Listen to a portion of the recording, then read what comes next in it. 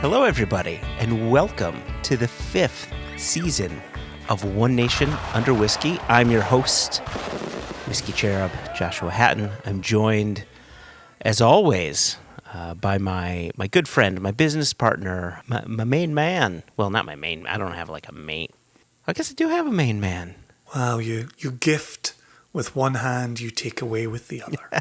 Well, I just, for those that don't know us, if I just said my main man, then people may assume that we're a couple, and we're not a couple. I'm a married man. You're a married man. We have our wives and kids, but... Wow. This is unraveling. We're not a couple? I use the royal we to describe us. We have to be a couple. I try to tell you this every time I wake up in your arms. We are not a couple. We are not a couple. You do. That's true. You do say that every time. There's no denying it.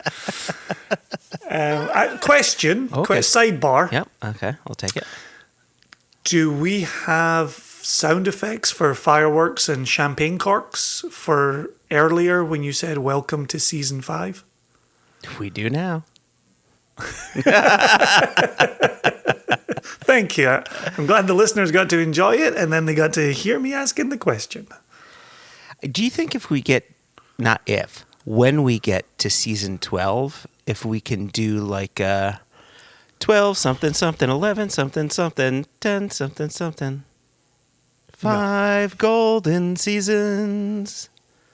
That's a long way. 4 yawning listeners, 3 drams in the hand, 2... Oh, that's a good one. 2 hangovers? 2 hangovers. And Alan Partridge in a pear tree. Well done. Anthony Levinson, loving that joke. Jason, I cannot tell you how excited I am that we've done this now for 4 years. We're now starting our 5th year. Looking back, I guess looking back, I'm trying to think if I ever looked forward to, what seasons 3, 4, 5 looked like. Like, I don't think I had 2020 vision looking forward, but I definitely have 2020 hindsight. And it's been a great 4 years thus far. I'm just so excited for year number 5. I am. There was a lot of 2020 going on a few moments ago. That's right. Was one of them the year? That's the year that shall not be named, 2020. No, I still just think of sitting on David Stirk's couch. Mm-hmm. This is not a casting call story, but sitting on David Stirk's couch at his newly opened bottling hall in Thornhill in the south of Scotland, and interviewing him for 17 minutes so that he would fit within the 45-minute podcast. Wow. That was going to be number 1, the first one out the gates. And it just wasn't clear what that was ever going to look like. Mm-hmm. And then we just did it, which is kind of the story of our pro-life. Is we have a conversation, we have a few ideas, and then we just do it. Yeah. And to have completed 4 full years of that is mind-boggling, absolutely mind-boggling. And as we said towards the end of season 4, to think that we'd be asking people to not only be open to being interviewed, but to also record their own file to their laptop, which they would then save and then deliver to us in some way. We transfer, Dropbox, what have you. Yeah. Like the asks that we are making of people, and folk have gone along with it. Mm-hmm. It's that part continues to be remarkable to me. And again, as I said at the end of season 4, knowing there's a global listenership, knowing that we're getting emails from Australia, which we didn't get into the mailbag episode, but we will have in this episode. We will indeed. And the Philippines, where Jigs wrote in to say thank you. Mm-hmm. Yep. And Scotland, where Dr. Matt wrote in with a follow-up. Mm-hmm. And of course, all of our American friends. I love the fact that this is global, and it's the type of thing you dream about when you kick off a podcast. Yes. But to have completed 4 full years of that and to embark on year 5, fantastic. It's such a treat. I'll tell you, I won't soon forget us going into the Ardbeg distillery, and listener John McCorkle had heard your laugh, either your laugh or my laugh, and said, "Are you Joshua and Jason?" Like, people, we go around and people know our laughs, people know our voices, and it's kind of an unusual thing, but it's really fun to be bumping into people here and there in whiskey circles saying, "Oh shit, I listened to your podcast. Thank you for, the stuff you guys do." Like, it really has been a remarkable ride. Yeah, so same thing. And I think it was the same trip at Brookladdy, where we were standing outside with Jess and Sweet Scott and Andreas. And this chap just walked past, same thing, heard me laugh, did a double take, came back. "Are you Jason and Joshua of One Nation Under Whiskey and Single Cask Nation?" And yes, we are. Oh boy, what have we done? And then, with 2020 being a good year for the podcast, shitty year for everything else, but a good year for the podcast, we haven't been out in the world. No. I don't know, we don't have more of those types of stories, but I'm excited for more of those stories to happen. When you said Ardbeg Distillery and John McCorkle there, were you leading the podcast in a particular way? Were you setting us up there? It felt transition-y. It did feel transition-y, but you, sir, are mistaking me for a smart person who does things in a purposeful manner, and I'm not. I just, you know what it is? It's kismet, Jason. It's kismet. It was meant to be. Can I tell you what I'm imbibing on in honor of today's guest? Only if I get to tell you what I'm imbibing on as well. Always.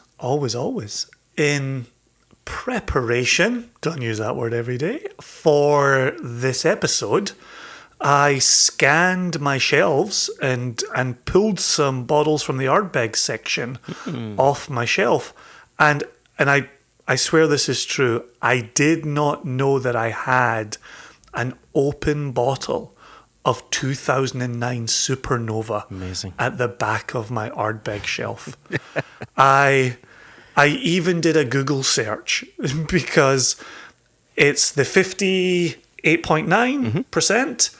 And the L code on the back is L9. Yeah. And I still did a Google search. I do a giggle search. That's what I do. You do the giggle search? I do the giggle search. I did. I do. And Google told me that everything I was seeing with my eyes is true. The 2009 Supernova release was bottled in 2009, the L9 code, and was 58.9% alcohol. So I am drinking 2009 Supernova, which, when I woke up this morning, I did not think that was in my future. And I'm very, very happy. There you go. Well, I also participated in a little preparation. In a way, you can say a little preparation H. Because the whiskey, I was hoping you would say that. Because the whiskey I have is from the Highlands, hence H. Preparation Highlands. And what I poured was also a 2009 release. So in 2017, Glenmorangie re-released their Astar whiskey, which is basically first fill bourbon. I think there may be a little bit of second fill bourbon in there as well. That one was bottled at 54.2. The 2009 release of Astar is bottled at 57.1. And this was the follow-up to one of my all-time favorite Glenmorangies, which unfortunately I don't have a bottle. And it was called the Glenmorangie Traditional. And again, it's that first and second fill bourbon cask matured Glenmorangie. And it does all the things for me when it comes to Glenmo. So I'm very happy that I still have this bottle. And I think today's guest a perfect occasion to crack it open once more. It absolutely is. And just as you talk about us having Dr. Bill Lumsden on today's podcast. Oh, that's good. Here we are, first episode of season 5. Mm-hmm. And two things here. I think back to the first episode of season 4, where we had John Glazer. And John Glazer was somebody that we'd wanted to have on the podcast for a while. The stars just hadn't aligned. As we sit here today introducing Dr. Bill, we've wanted him on the podcast for years and years. Yep. And finally the stars aligned. And he was one of those people good enough to record from home, record to his own system, drop the interview from his end, to us. We asked Dr. Bill to do things. This is going to sound good, but we asked Dr. Bill to do all sorts of things that he didn't know how to do, and damn if he didn't put up with us and figure it out. Bless him for that. Bless him. And I want to clarify something though. I would say the Astars aligned. See what I did there? I thought you were going to say we put him over a wooden whiskey barrel and showed him the 50 states, but that's not a saying. It is now. Oh gosh, that movie! I love revisiting that movie. Horrible Bosses. Oh my gosh! On the surface, is it a movie that's particularly interesting when you read the synopsis? Not really.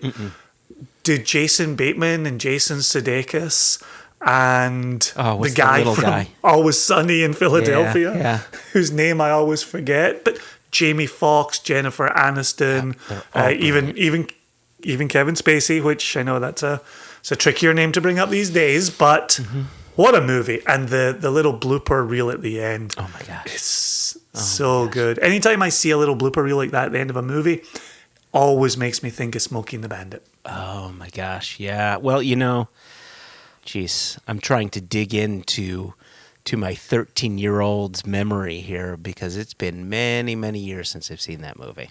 Oh gosh, when did I last see Smokey and the Bandit? 6 months ago? 9 months ago? Yeah. That's a regular rotation in this house. Our dog is called Bandit. My kids named our dog Bandit after Smokey and the Bandit. Not because he steals food off your plates? Oh, no dog in my house steals food off plates. Okay. That's never been allowed. It's not a thing? Ever. Okay. Well, as much as I'd love to talk about your dog more. Yeah, cheers, man. Speaking of, I probably actually have to go let him in from outside. He's probably freezing his balls off, but he ain't got none. So he's just like the other men in this house. So seeing as we have the good Dr. Billy Lumsden on with us, I want to let our listeners know, even though we recorded a bit over an hour with Dr. Bill, and we mentioned this in the mailbag episode, but I think it's good to mention it here as we were nearing the end of our allotted time. It was Dr. Bill that had said, it seems as if we're only scratching the surface here, so maybe we should book a second meeting. And so that's what we've done. We've got a second meeting. So this is part 1. How cool is that? So very, very cool. Right? We have Dr. Bill Lumsden opening season 5, and B, this is just part 1. So I'm very excited to have him on and to learn from him and to share a conversation with him. My question to you, Jason, is before we hand over the mic to us, to our conversation with Dr. Bill, is there anything that you wanted our listeners to keep in mind other than that there being a part 2 before we move over?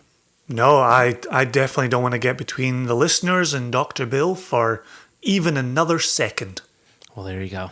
Let's do it, man.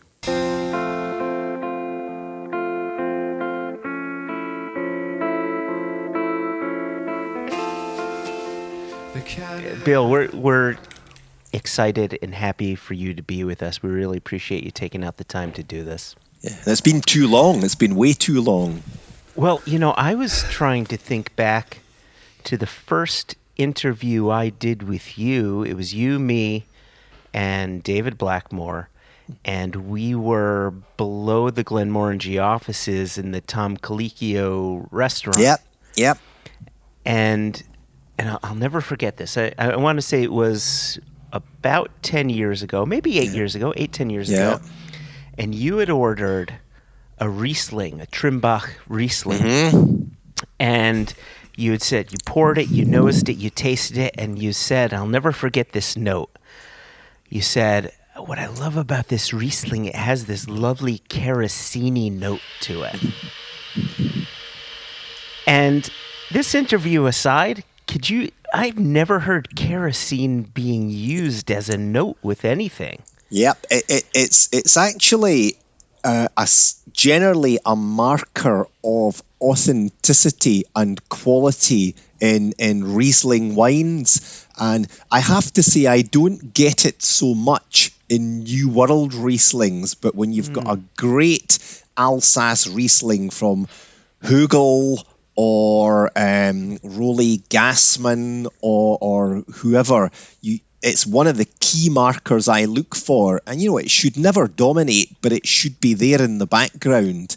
And I think it's one of the higher alcohols that causes it. I always meant to do a bit of research on it, but I just love it. And I love the fact that it's so different and so distinctive. Yeah, that's brilliant. So I definitely want to get into tasting notes, how your nose works, how your palate works. But for the for our listeners and for ourselves, I would love if you wouldn't mind if you could take us back in time a little bit and tell us your story of where you started, maybe even a little bit before whiskey, to where you are now. Can you share a bit of that journey with us? Yeah, I mean, if we're talking about this from the perspective of nosing and tasting, organoleptic assessment, I grew up with an inquisitive mind and an inquisitive palate, and happily grew up with quite a good palate, one that was able to discern between differences. And I've said this to many people, that if you don't have that, and different people have different physical and physiological aspects. We're not all the same. But if you don't have that, no amount of training can compensate for that. And, a little anecdote that when we recruited Brendan McCarran to my team, the key part for me of that whole interview process was the successful candidate had to have a good nose and palate. And if they didn't have that, then it was game over. So happily for Brendan, he did pass the organoleptic assessment. Now, not nearly as well as he thinks he did, but he did pass it. And, I was very clear about that. And I remember saying to the CEO at that time, who definitely had his favourite candidates for the job to eventually take over from me.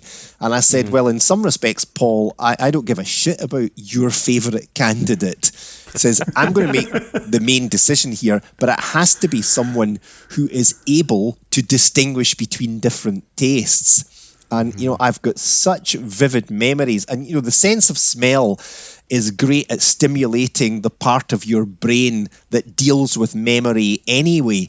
And, I've got very, very early memories of all sorts of aromas and tastes. And I'm very, very regularly taken back in time in an instant by smelling something. And, I don't always immediately recognize what it is. Usually I do, but I don't always even tie it into the particular memory, but it's such an evocative thing. So I've always been blessed with a good sense of smell and taste. So you would have thought that would have made me think, okay, maybe I could do something with this in terms of a career. But, you know, Sure. being a typical Scottish bampot, sensible thoughts like that did not enter into my tiny little mind. And it wasn't until I had embarked on a career in research and then production in the Scotch whisky industry that I kind of went back to this and gradually moved myself in this direction. So when I first joined the Scotch whisky industry after doing my PhD, at that stage, I wasn't 100% clear where I would end up. And it's only really been since I joined the Glenmorangie company that I've really started to capitalise on having this ability and this skill set. Let me pause you really quickly here. So before you got into whiskey, you understood that there was something about your palate. You smelled things differently. You tasted things differently. How did you know that was different from your peers, from your family? Well, one of the reasons I knew it was different was that I exhibited it sometimes in strange and unwelcome ways. So I got many slaps to the head from my parents if we were in a restaurant or we were in someone else's house for a meal, and I would be picking the plate up and doing that. And, you know, it wasn't something I consciously did to upset people, but I just was deeply intrigued to explore all the range of flavours. And the other thing, which I always remember, is that, you know, when I'm judging whiskey, I'm always looking not just for taste, flavour, and aroma, and I'm being very specific in differentiating between taste and flavour. And by taste, I mean sweet, sour, salty, bitter, umami. Flavour is the more complex description of the different flavours in there. But I'm not just looking at that. I'm very much looking for texture and mouthfeel as well. And it's one of my biggest disappointments with many whiskies I taste, that they're thin on the palate. And, you know, that can be indicative of a number of things. But to me, good whiskey should not be thin. It should have a texture, whether that texture is thick, whether it's oily, whether it's vibrant and zesty or whatever. So one of the things I've also done, and I don't do this so much now because this really did draw unusual looks and reactions from people. But any time I got a piece of cloth, and I remember doing this in friends' houses, I would go up to the curtains and sort of rub the curtain material between my teeth and just kind of check the texture of it. So I don't think I really knew quite what I was doing then, but it was something I was compelled to do.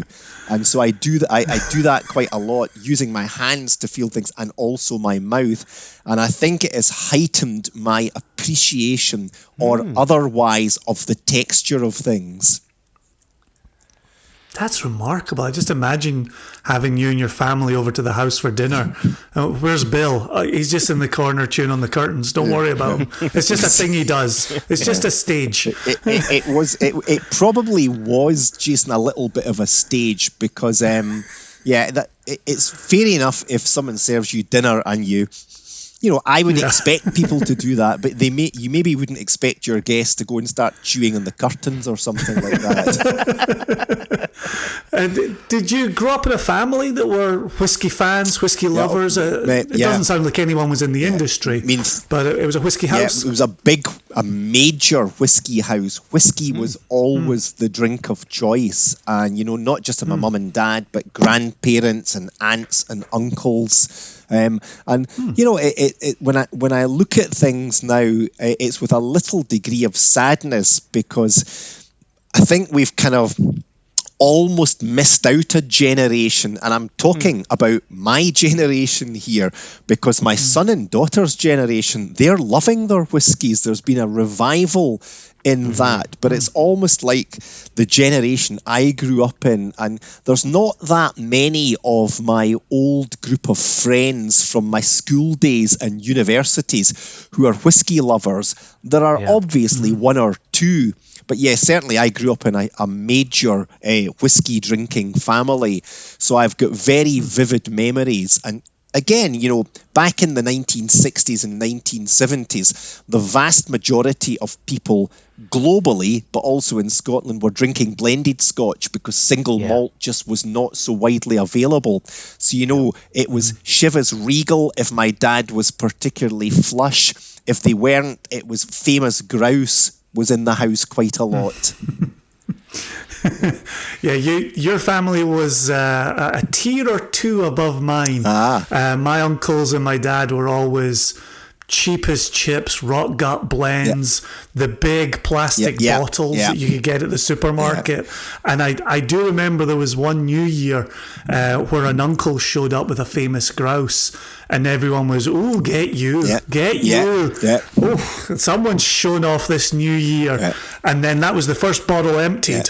And then they went off back to all the rock gut. It's quite sort of interesting and, slightly sobering to think that, back in these days, having a famous grouse or a Crawford's 5-star or even a Chivas Regal or a Johnny Black, that was absolute luxury and out of the ordinary. And nowadays we've got such an array of riches at our fingertips that things like that are just routine now.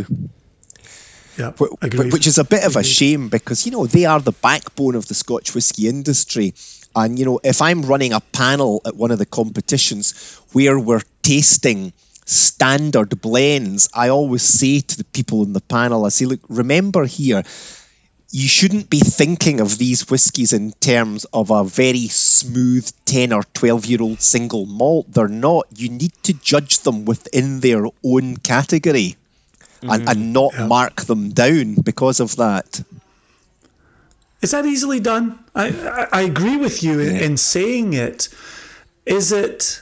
Once you do start tasting through it, though, I would think that if you say, okay, this is its own category, suddenly things maybe appear better than they might be. Is that a fair statement? I would say it's not easily done. And, I entered the category drinking aged single malt Scotch, and even I have to almost recalibrate my palate. And if I'm tasting non-aged blended Scotch, it's probably going to take me a couple of flights before I feel my palate's calibrated and I'm doing it justice. So it is quite difficult. Yeah, that makes sense. Yeah. Where were we? I feel as if we got a bit tangential there. Oh, we're done with PhD and maybe staring Glenmorangie PLC square in the face. Yeah, sorry, I did go off on a bit of a tangent, but I thought it was something that would be interesting to explore in terms of how I developed my taste. But absolutely. I worked at the DCL, as it was then, Diageo, and got, as anybody who passes through their system, the best training, the best grounding that prepared me for what I was going to be doing. But I got a little bit frustrated and felt that things weren't necessarily moving as fast as I wanted them to, and that I had been overlooked for one or two positions in the distillery management pool in Diageo, because I moved from my research scientist into becoming a trainee manager and blah, blah, blah. And I went off on various offshoots. But I thought a number of things happened that I thought, okay, I'm a little bit frustrated. I am certain there is a great career ahead of me in this company, but I'm not a patient person, which is quite interesting because I'm making products that take such a long time to reach fruition. That really is, So, I wouldn't expect that. But I'm notoriously impatient. So there was a little bit of impatience in there. I had read an article in my British GQ magazine. It was the October edition of 1994 or September. And there was kind of a little article, and I don't know if it was an advertorial or if it was an actual GQ article, but it was a new Glenmorangie called Port Wood Finish. Yeah. And this utterly fascinated me and intrigued me, and thought, my goodness, this is much more adventurous. And, when we look back on it now, it's not really that adventurous. I mean, we're not in Indiana Jones and the Kingdom of the Crystal Skull territory here, but it was quite adventurous. And I thought, I really like the fact that they've actually done something to their whiskey and actually flexed the flavour in a different direction. And then fate took a hand, because almost at exactly the same time, the job of distillery manager at Glenmorangie was advertised.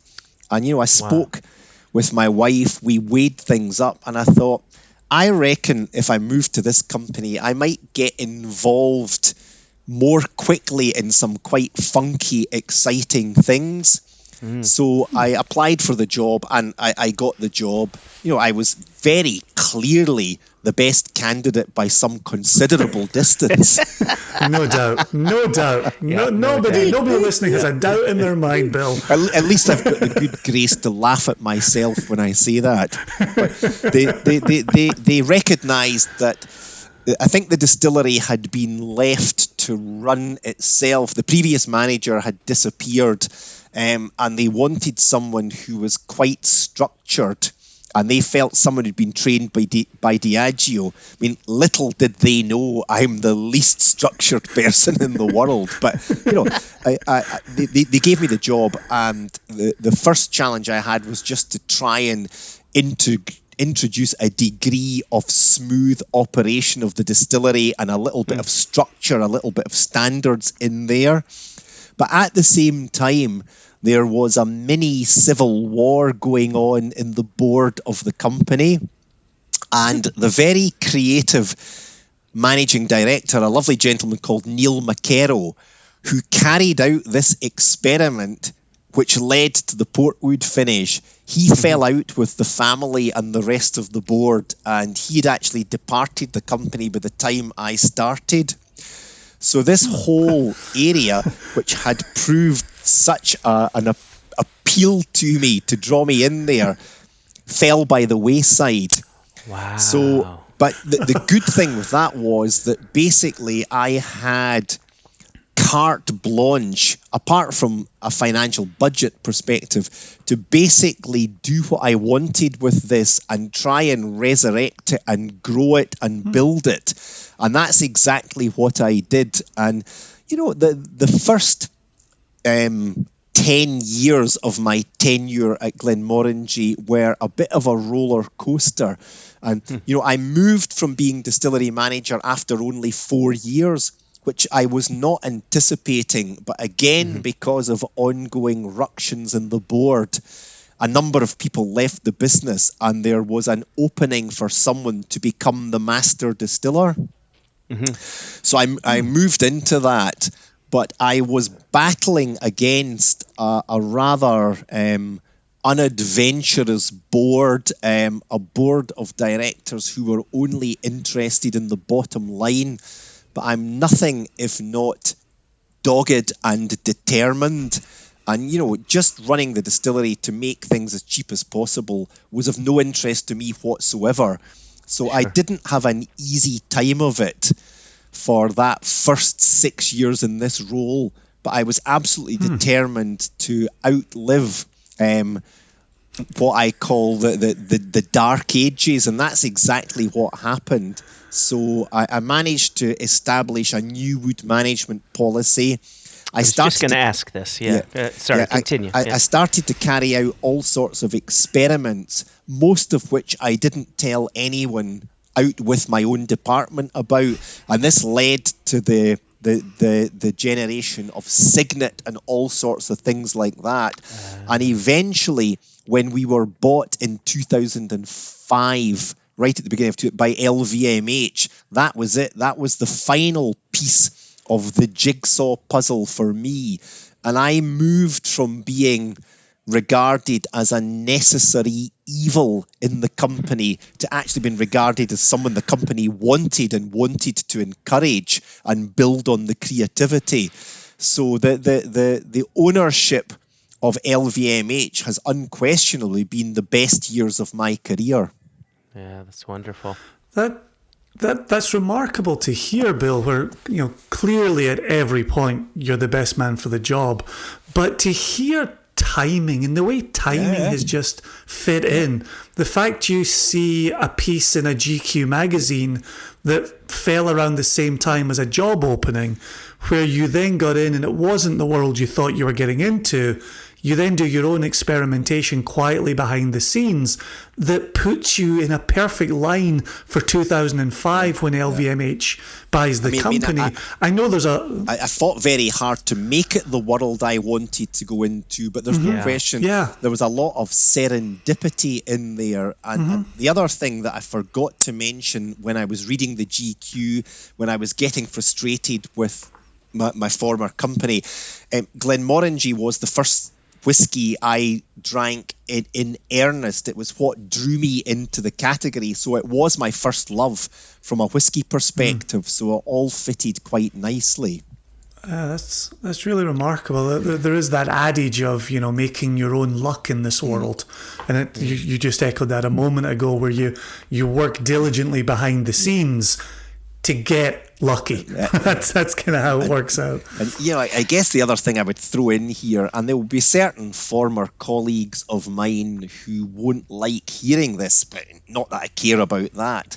But if I was to give advice to young distillers starting out in the industry, bear in mind there will always be people trying to derail you, trying to dumb down what you're doing, trying to cut costs, trying to simplify things, but push back against that. Don't let them win. And nice. As David knows, I'm very, very battle scarred, and there's a lot of people in the company who think I'm extremely hard nosed, and that's because I am, because I've had to be to get to where I wanted to. Sure. Yeah. Before we go any further, I must say, not just 10, but 20 points to Gryffindor for using both roller coaster and serendipity in your in your answers there. Just waiting for you to. Yeah, go ahead. No, it's just the I think I've told you this before, Josh. The story of roller coaster, where the name came from. Maybe that's too much detail. Sorry, yeah. No. I'd love to hear this. Please go on, Bill. Let's get on tangents. I like this. I mean, it was when we were trying to do a release for the 10th anniversary of the Ardbeg committee, and I worked very closely with the brand manager at that time, Hamish Torrey, who's a very creative gentleman. You guys probably have met him because he still does a bit of PR work for us. But he said, what will we do, Bill? He said, why don't we do a 10-year-old cask strength? And I said, yeah, great, Hamish. Why don't we butter a slice of bread? It was that interesting to me. And then he said, well, why don't we take 10 casks and vat them all together? And I said, well, yeah, we could do that as well, but, doesn't strike me as being really interesting. And he said, well, okay, what would you suggest? So I said, well, why don't we celebrate the 10th anniversary of the committee by putting together a whiskey that's made with differing portions of whiskey from our first 10 years of ownership of the Ardbeg distillery. And it just so happened that the youngest of the whiskies from our first 10 years of ownership, 2007, this was 2010. So the youngest of these first 10 years was just old enough to legally be called Scotch whisky. And I drew, I was very proud of myself for this, very sadly, but I drew a triangle, and at the point, the bottom, and then I split the triangle into 10 portions. And at the bottom point, I'll maybe even, as I speak, try and draw this for you. Oh, lovely. But at the bottom point of the triangle, the thinnest part of it, that was going to be the youngest whiskey. So 1, 2, 3, 4, blah, blah, blah. This is great.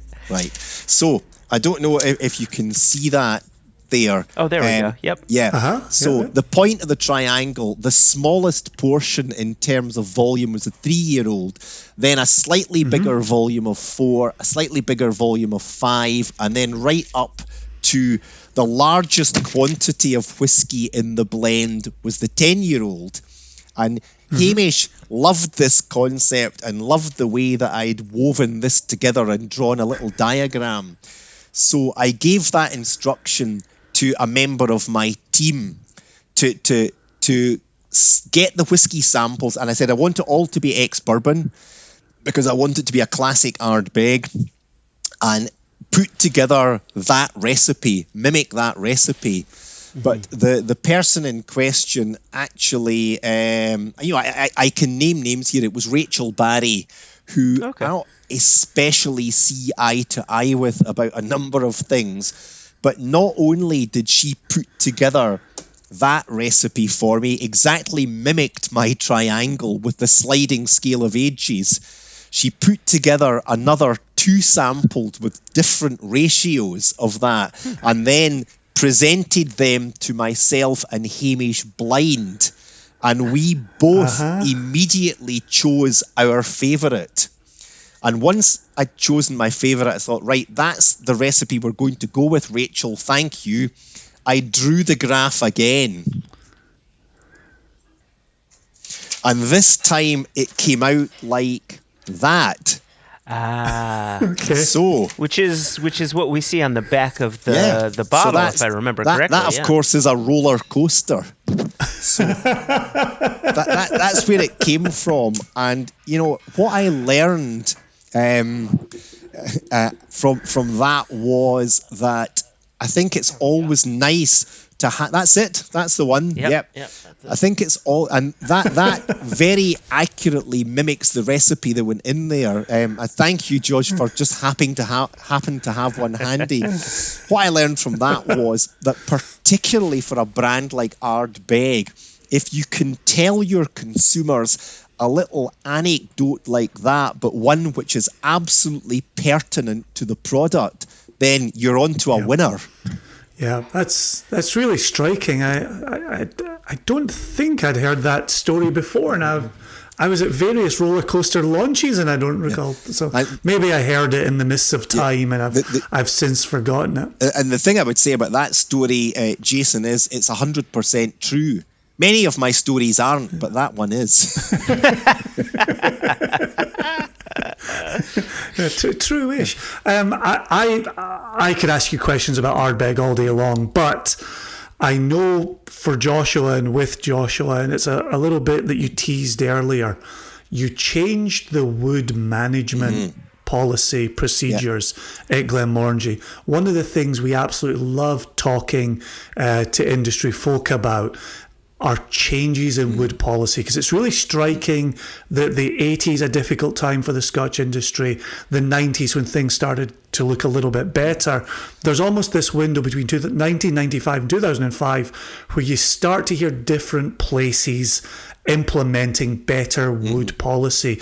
Can you give us the fly on the wall of that? What was that like internally? What was the decision like, and how did you actually do it? Okay, so again, Glenmorangie was historically quite a forward-thinking company, and it had always been maybe a little bit more innovative than some of the other companies in the industry.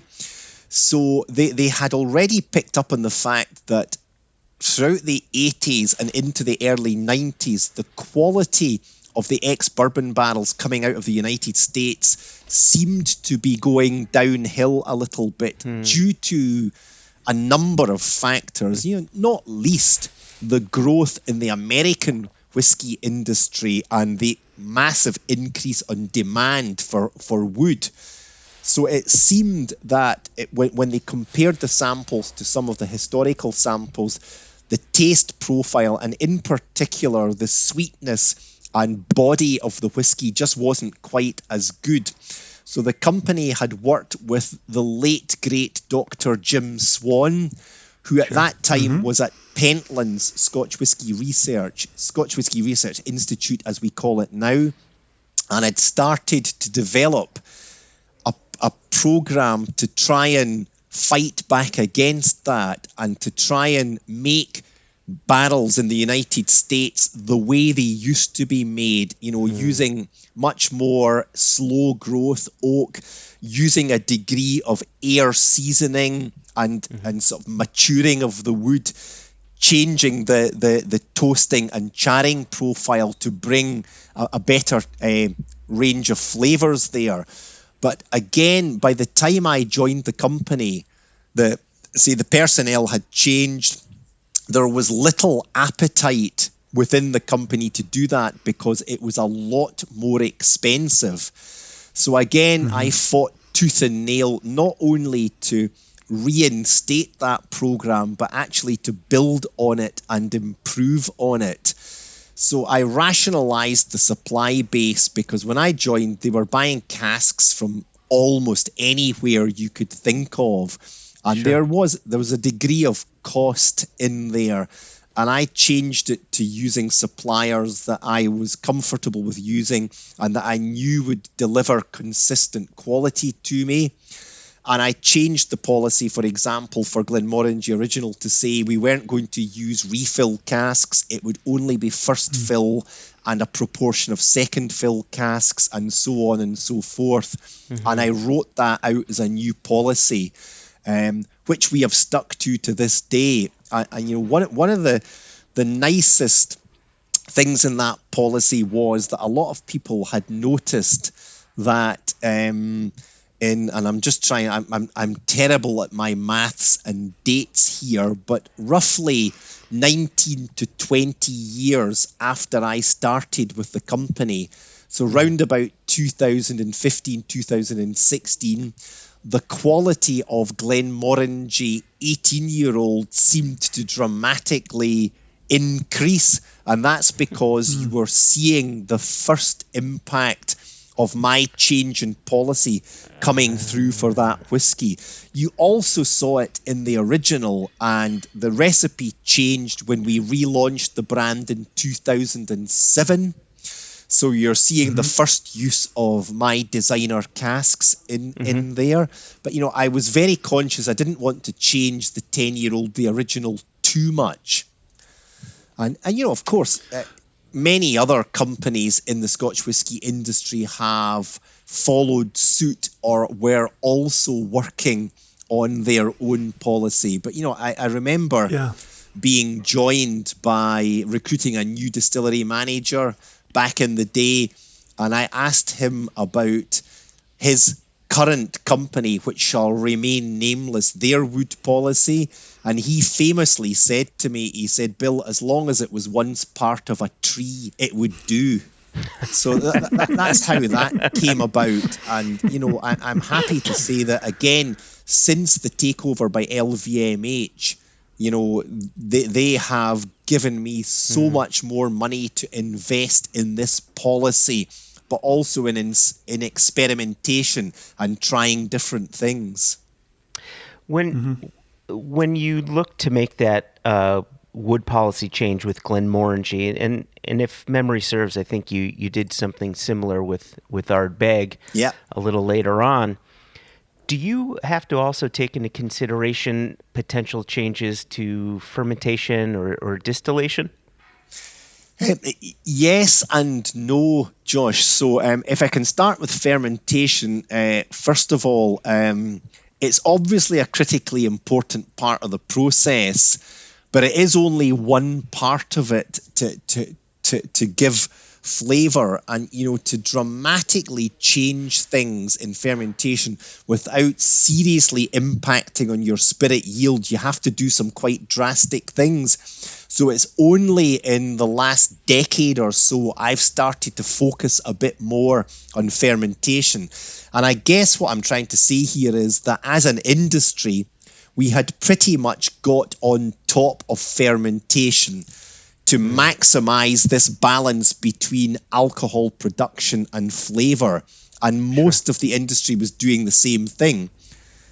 That's a little bit sad in a way, because it meant that it became a kind of neglected part of the process. So you're going to be seeing some of the changes I've been making there coming through over the next 10 years or so. In terms of distillation, I almost immediately changed the distillation cut points at the distilleries. When I became distillery manager at Glenmorangie, I felt that the spirit cut was far too wide. I felt that we were picking up too much of the fainty character in the new make spirit. Yeah. So I made the changes, and I only spoke to one person in the company. I took a risk, and I bypassed my boss at that time. I bypassed the rest of the board because I knew they wouldn't be on board with my changes because I made it less efficient to run.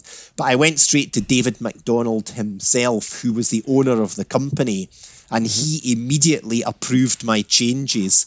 And, you know, guess what? I wasn't making black and white changes here, but I actually shortened the 4 shots. So I was capturing more of these very pungent, fruity acetate esters in the spirit cut. And I dramatically shortened the spirit cut. So I was cutting to faints much more quickly than was historically the case. And I just ended up making a much sweeter and fruitier spirit, a spirit which I felt was more appropriate for the type of whiskey we were trying to make. So, you know, the wood management policy was changed, not necessarily in conjunction with the changes to the spirit policy, but I felt that they absolutely needed to be made sooner rather than later, if that makes sense. Mm-hmm. Yeah, that makes good sense. Earlier on, we talked about texture, and texture being such an integral part of an enjoyable whiskey drinking experience. You're working with 2 very different makes, Ardbeg and Glenmorangie. And one of the things that has always surprised me with Glenmorangie is the flavors are not just light and fruity and approachable, but despite going way up the way up the neck of that still, you're still retaining some oil on the back end there. And I'm curious, Are you finding those oils coming in through the spirit?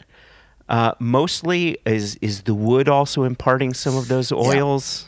Yeah. There's a bit of both in there, Josh. And I had a funny feeling I knew where you were going to be going with this question. So obviously, if you're using tired old wood, then you're getting less body from wood sugars, you're getting less of the classic wood extractives in there, and you'll get a little bit more dryness. So you'll lose a bit of body from that, and you get these natural compounds that gives you the impression of oiliness. But it's also particularly in the spirit itself. And, you know, one of the critical things after maturation is the chill filtration regime. And, you know, that I'm 99% certain that on the whiskies that I am marking down because they're thin on the palate, it's because they've been brutally chill filtered. And, you know, even for Glenmorangie Original, while it is chill filtered, I don't take the temperature down nearly as low. I mean, a lot of companies are taking it down to almost 0, which is taking more of the fatty acid esters out of solution. And they're using very, very tight micro pore filters. So they're stripping everything, all the goodness out of the whiskey. And, you know, if you take a bottle of Glenmorangie Original and bung it in your freezer for half an hour or so, it almost is going gloopy in there, and that's a lot of the oils coming out of the solution.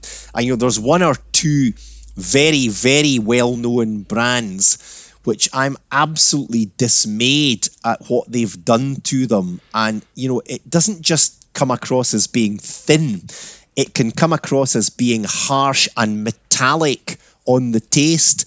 And I'm not certain where that metallic influence is coming from, but it's a reflection of a harsh chill filtration regime.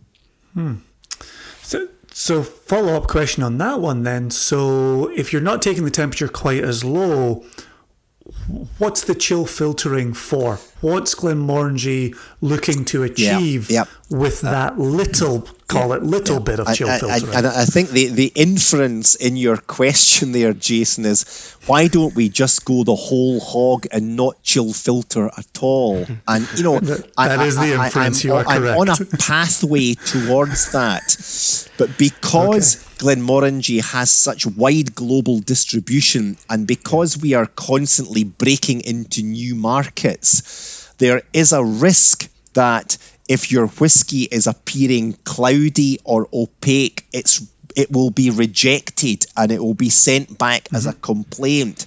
And we've had plenty of that from some of the markets that we've not been historically present in. And I'm talking about places even like China, although China has moved on leaps and bounds in the last decade in its understanding. So that's the main reason we do it. But, I would like us to get to a stage where we just don't need to do it at all.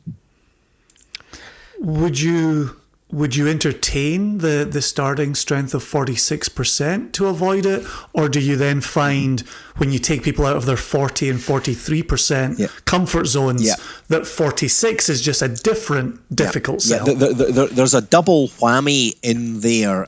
And while most of us round this metaphorical table today will drink cask strength whiskey and barely bat an eyelid at it, a lot of new drinkers, it will just be far too strong for them. And even going up from 40 to 43 to 46, it can be a little bit too much.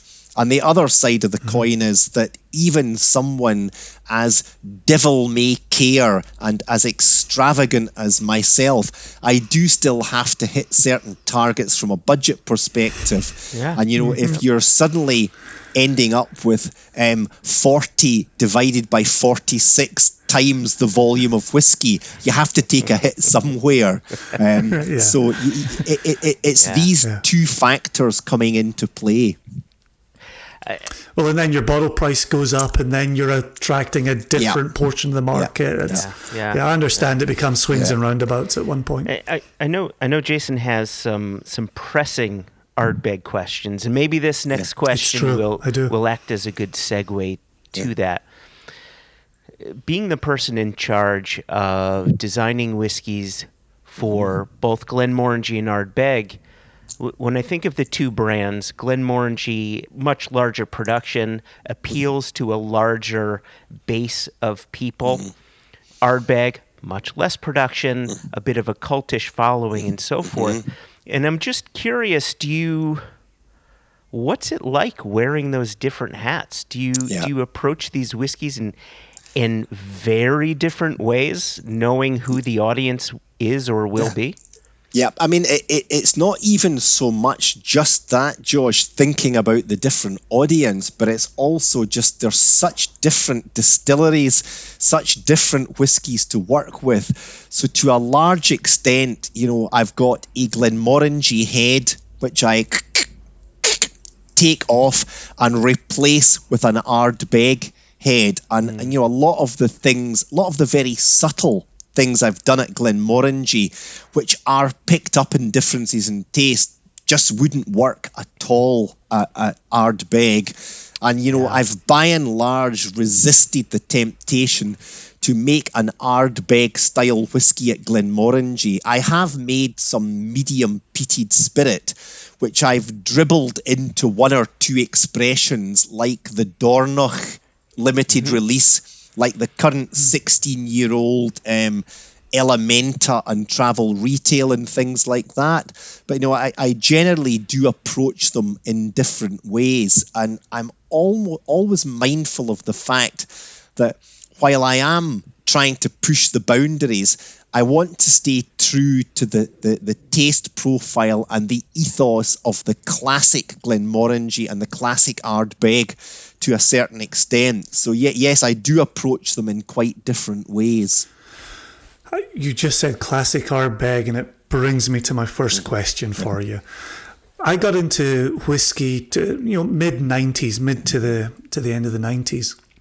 And in getting into it, exploring things like Lafroig and Kalila and Bowmore, in speaking to the old boys, they would invariably say, there was nothing like old Ardbeg. You know, old Ardbeg, it was green and it was this and it was that, and you knew you had a dram in your hands. And now that, you know, I'm in this industry and I consider myself a bit of an old boy in it, and I'm saying, oh, you should have tasted some of the things that were coming out in the late 90s. Boy, you wouldn't believe what they were doing. How much, given that you were in amongst the stocks and going through the warehouse, what was old Ardbeg like, taking it from the stocks? Because I've got a sneaking suspicion that some of these old boys were tasting it in their memories, and they maybe weren't talking about actual liquid. So what did you first discover when you got access to the Ardbeg warehouses? I think there's two factors at play here, Jason. It's a very good question, and one of these is that back in the day there was much less pressure on the distilleries in terms of production. I mean, most recognised malt whisky distilleries now are on at least 80% production, most of them on 100%. So you do not have the luxury of being able to do everything much more slowly. And there's no question, if you've got a 12-hour mash cycle and an old-fashioned mash tun with the rate, rather than a louter tun, you've got crystal clear worts from that, which I think gives you a slight increase in quality. But, you know, if we were to go back to doing things like that, back to 7-day germination on the malting floor, we would barely be able to make 30% of our overall production needs now.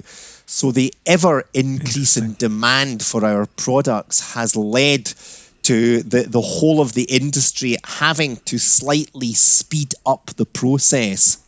And I think that back in the day, whether you're drinking an old Ardbeg or an old Bowmore or an old Glenlivet or an old Glenmorangie, you would get these little nuggets where the taste was probably slightly better than it is today for these reasons. But, and this is the very big but here, I've tasted way more bad old Ardbegs than I have good old Ardbegs. So there is a little bit of looking back at things through rose-tinted spectacles and, you know, looking back with the memory. And, you know, some of the stock I've tasted from older days, irrespective of the distillery, was truly terrible. But to a certain extent, it didn't matter, because guess what? It was just chucked into a blend and got lost in there. So what we produce today, while it may not quite scale the absolute stratospheric heights of the very best whiskies ever made, in general terms, in average terms, it's much better quality and it's much more consistent. Sure. No, and I think that makes perfect sense. One of the things that we keep hearing, and now that yeast is becoming such a big conversation. Certainly, whiskey geeks and the good geeks that are listening to a podcast like this are all about yeast. And again, it's hard to have the conversation about yeast without looking at the old days, where we talk about the move from brewer's yeast to distiller's yeast. And you mentioned it earlier, this transition in yield and flavour, and you're paying attention to an accounting book, right? Would you like to see some brewer's yeast come back? Do you think brewer's yeast could come back? Is there a way to get back to that?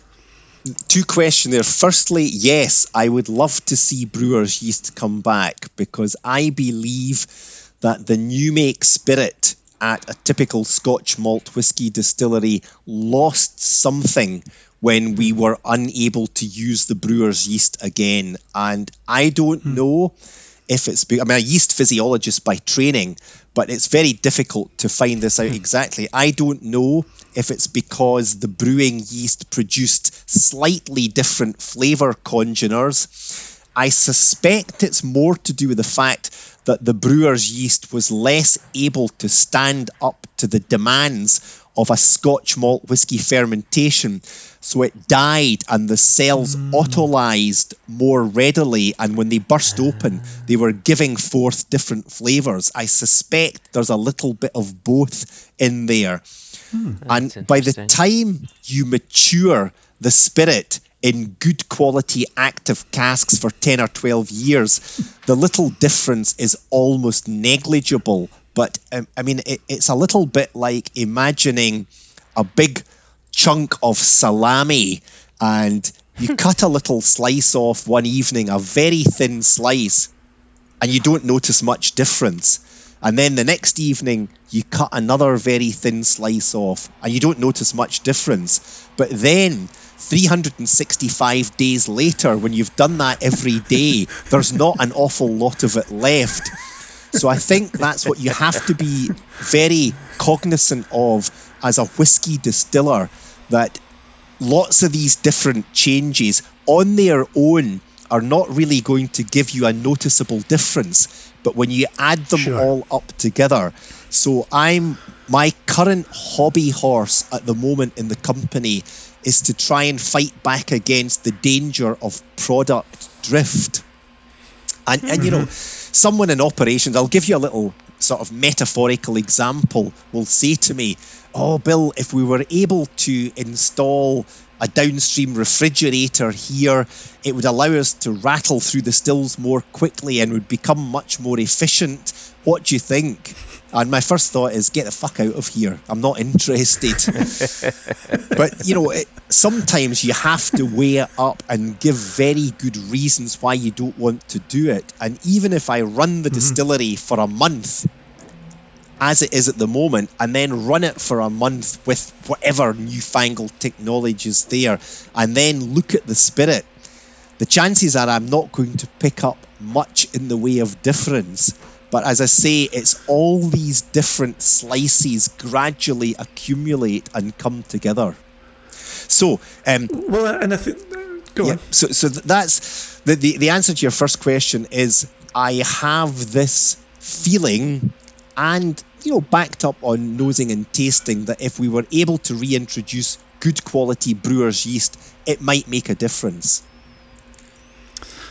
But it's also, you know, you're talking about being impatient, but you're also looking at all of these. You're not able to run a control, right? You can't set up a control that runs 10 years while you're experimenting. That's 10 the years. challenge, yeah. And as a scientist, you always want to do that. So I live in hope that I would be able at some stage to reintroduce brewer's yeast. But it will be difficult to do it in a consistent, ongoing fashion. And, you know, the other thing I would throw in here that is that the quality of the brewer's yeast was very, very variable. And, you know, sometimes it was almost oozing out the bags when it came to the distillery. And, you know, that's not a good sign. You don't want that. So, but, you know, I will certainly say this, Jason, it's fairly uppermost in my mind as one of the things I want to do before I retire. Oh, awesome. Yeah. Oh, wow. That's good to hear. Wow. That's very good. I'm in a minority in my company just now, but again, I couldn't care less about that. You know, Sounds like it hasn't stopped you before. So, here with the interest of casting an eye to the future here, and we'll take you up for another maybe 5 minutes here if you're okay with that, Bill. But there's so much we could talk about, and I really appreciate having you for this amount of time. And as you say, guys, it's long been on the cards. Let's tee up part 2 of this, because you know I'm sensing here there's a lot more you want to ask me. So let's do that. And we'll leave that to you guys to liaise with. Is that a dog or a pussycat there? Yeah, it's a pussycat. This is Ichabod. What? Ichabod. Wow. He is 5. He's just 5 months old. Right. And he's, Gosh, it's a fair size for 5 months old. Yeah, he's Maine Coon. Normally, I would be able to tip my thing here and show you Morangie the cat. You can maybe see his little bed there. Oh, I see the basket. But he's not about today. So anyway, sorry. Next question, guys. Yeah, just a few more minutes here, and then we'll get the portion closed out here. But I'm super excited to have you back for a second time. Because there are That will so be many brilliant. questions that we have. Yeah. But, Absolutely brilliant. Let's do that, and please take note, David. We'll do part 2. Right. Awesome, thank you, Bill. I appreciate that. Right. So as you look forward, you're clearly a man who's got at least one special release for each distillery on your mind annually. And I can imagine with Ardbeg, it's what do you do next? What's the next wrinkle? And so we're not asking for the grand reveal, but we're asking, what are you excited about as you cast your eye forward over the next year? What's got your attention with all of the different hats that you wear? So what's exciting me at the moment? Okay, let me just grab something here.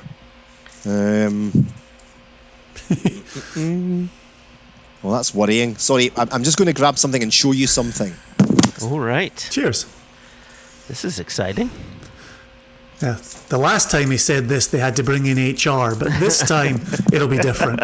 He's learned his lesson. It was actually right down at my feet all the time. Now, I'm a very old-fashioned type of guy in that I still like the quill and ink as opposed to new fancy technology. So I'm not going to show you this in great detail, but this is my template. Can you see that?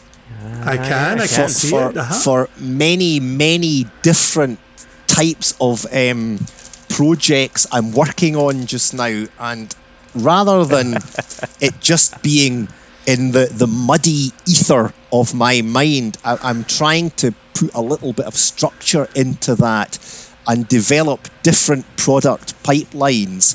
So to actually, I'm not being a politician here and evading the question, guys. I was curious. The one that's exciting me the most is a new series of Glenmorangie whiskies, which we haven't even decided the name for them yet.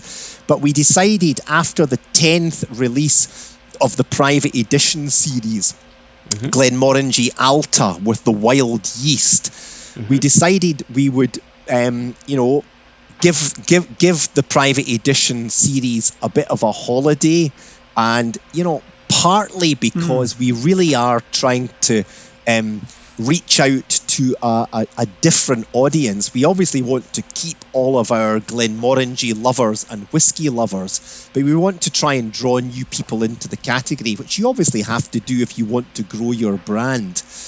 So the private edition series was very, very appealing to guys like us, hardcore whiskey geeks, and they were all based on experimentation at the distillery. So we're developing a new series which is not only going to be building on that in terms of novel whiskey techniques, but we're also going to be looking at how we position it and offer it up to people.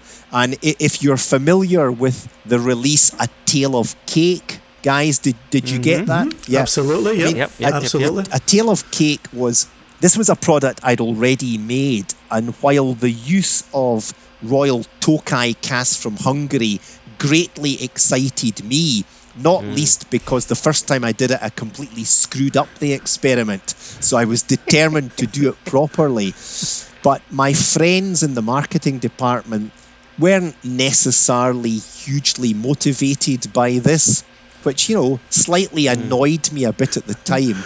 But we persisted, and I worked with the brand team, particularly a lady called Louise Dennett, and I thought she did a wonderful job in teasing more information out from me of a slightly more personal and emotive nature, harking back to my memory of cakes that my grandmother and my daughter had made for me.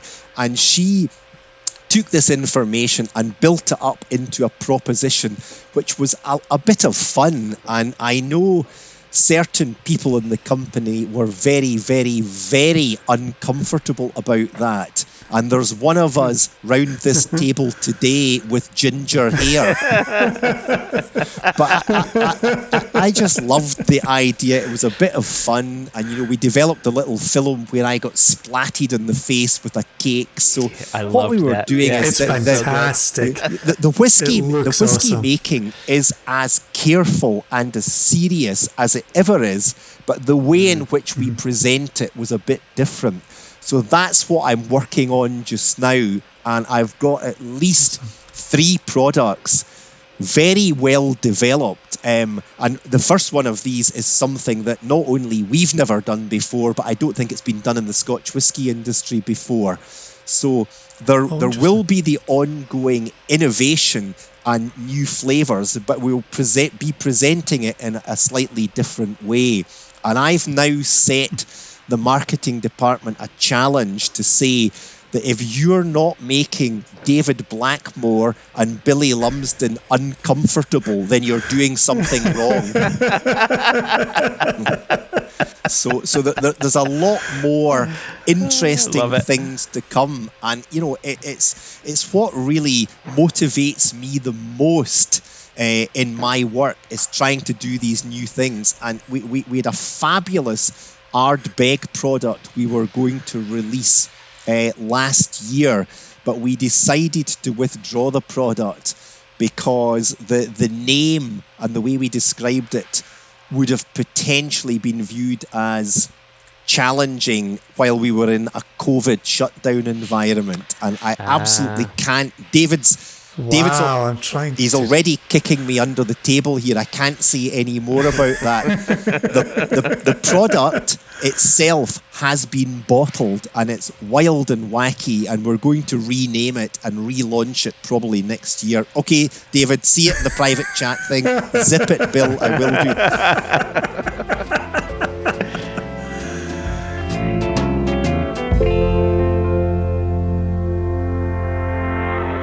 What do you think Dr. Bill had for dinner when he ran from that interview to get to the family dining table? I figure potatoes were involved. Yeah, it's tough. Dr. Bill, I just picture him only having the fanciest food at all times. Well, that's interesting that you say that. I always think of him as a grounded gentleman. I certainly love the idea of whatever was on his dinner plate, it ending up under his nose. That story he told about sniffing plates of food and sniffing curtains. So I want to talk about that in just one second, but me suggesting Bill eats fancy food all the time is not me suggesting that he's not a grounded guy. I think that he really is, but he's also someone that really enjoys the finer things in life. And my guess is he knows his way around escargot, and he knows his way around dinner crepes and such. I think he eats a lot of French food. That's my guess. But listen. Well, he is employed by LVMH. Right. So that would certainly keep him in with the big bossies. But as he was talking about that story where he would lift the plate of food and smell that plate of food, it reminded me of our story when we were invited to a restaurant to review their food. And we're not restaurant reviewers, but what did we both do? And we didn't even consult one another.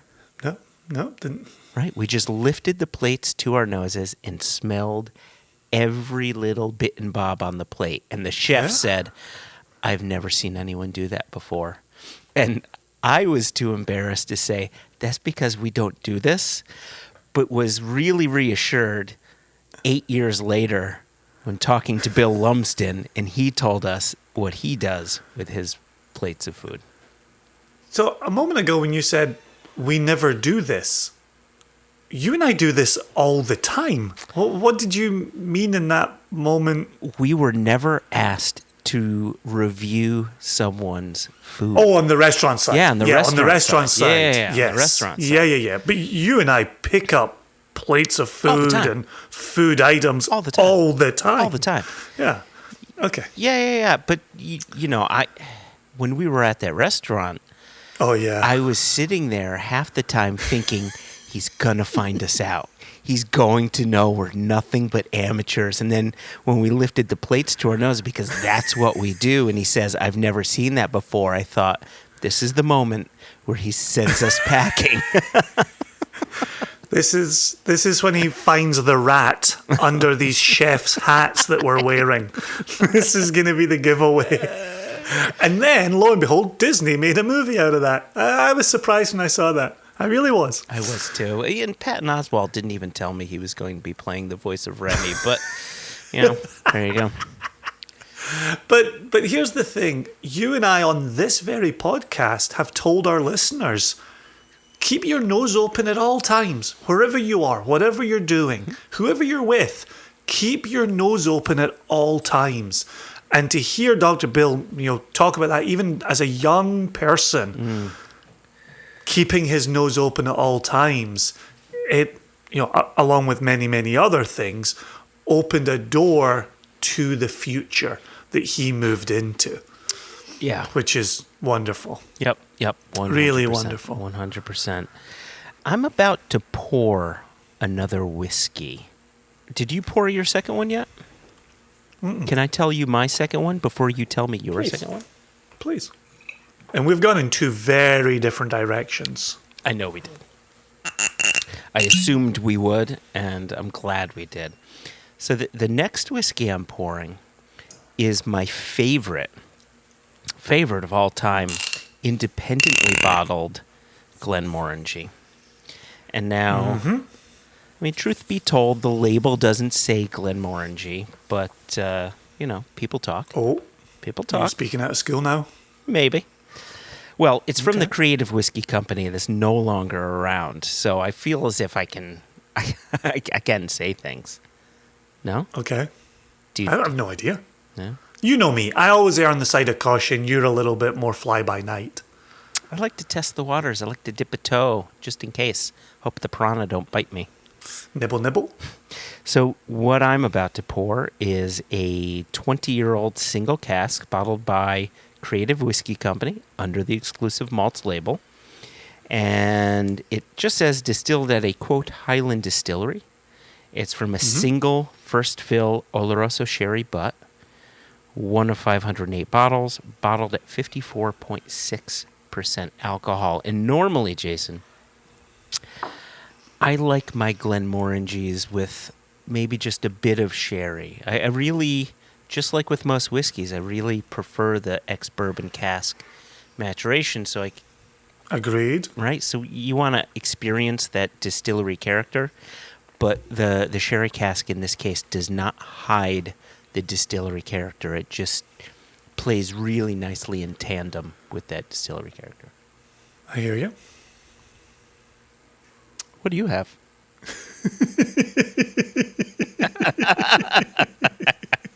I poured a 20-year-old. What do you have? I was just sitting here very quietly watching you talking about this bottling and then moving on to pour this bottling and then seeing the light bulb go off over your head as you thought, oh, I needed to hand this over to Jason so that I could continue. And I just sat very quietly and watched the whole process. It was quite delightful. Was the Jeopardy theme song going off in your head until I handed it over to you? It was more a rock drummer beating on the sticks, sending out the beat with the sticks. Anyway. And now here's Moby Dick for the next 20 minutes. Go on. Oh, I love that. It's so good. The song remains the same. Oh, it's so good. I've got my kids watching that now. Oh, so good. The band walks off stage. Yeah, so good. Bonham is just banging away. Oh, it's so good.